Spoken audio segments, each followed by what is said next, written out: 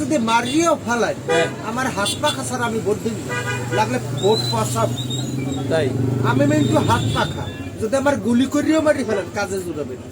দর্শক, এই মুহূর্তে ক্যামেরায় যাকে দেখতে পাচ্ছেন আমাদের বাকেরগঞ্জ পৌরসভার মিন্টু ভাই। তিনি বরিশাল ৬ বাকেরগঞ্জ আসনের একজন ভোটার।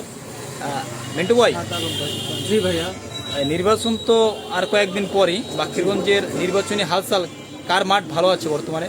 জোয়ার ইনশাআল্লাহ মুফতি সৈয়দ মোহাম্মদ ফজলুল করিম পীর সাহেবের। তার মার্কা কি? মার্কা হাত পা খা। হাত পাখা।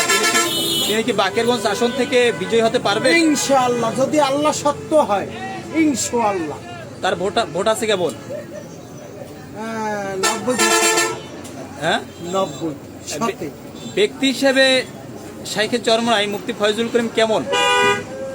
আমার 14 গোষ্ঠী যার ভক্ত। তাই আমার 14 গোষ্ঠীর, আমার বাপ দাদা 14টা গোষ্ঠী সবাই পীর সাহেবের অনুকরণ অনুসরণ। তাইলে আপনি কেন হাত পাখায় ভোট দিবেন? মার্কা তো আরো অনেক আছে। কারণ আমার যদি মারিয়েও ফেলায় আমার হাত পা খাসার আমি ভোট দিই না, লাগলে ভোট পাসাব। তাই আমি কিন্তু হাত পা খা, যদি আমার গুলি করিয়েও মারি ফেলেন কাজে জুড়াবে না। তাইলে আপনি কি শাইখের চরমনাইয়ের নির্বাচনী প্রচারণায় নামবেন? ইনশাআল্লাহ, আল্লাহ যদি আমার হায়াতের রিজিকের মালিক নামায়। শাইখের চরমনাইয়ের সাথে কি আপনার দেখা হয়েছে একবারও? এমন একটা বহের মধ্যে আজও ঢুকে ঢুকে কান্না করে যে কৃষককে একবার দেখতে পারতাম। তাহলে অচিরেই তিনি আপনাদের মাঝে আসবেন, তার সাথে দেখা হবে। এমন একটা নূর, ধরেন এমন একটা চাঁদ।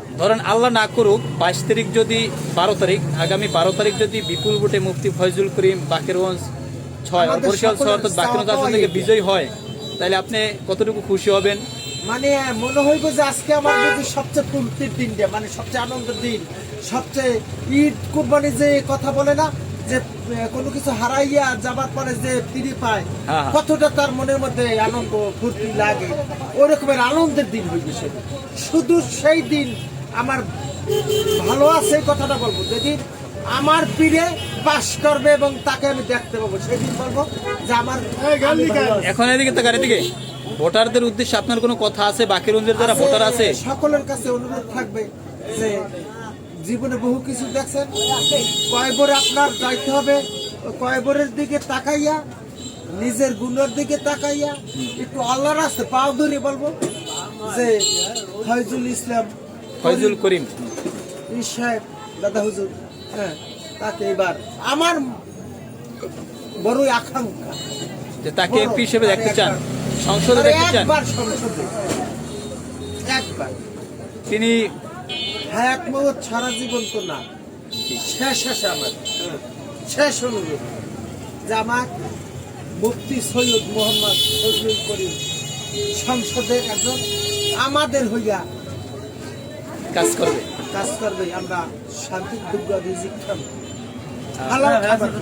এখন দর্শকদের উদ্দেশ্যে আপনার আর কোনো বক্তব্য আছে? ওই একটাই অনুরোধ, এই দিনের জন্য একবার মার্কা কি? শান্তির প্রতীক হাত পাখা।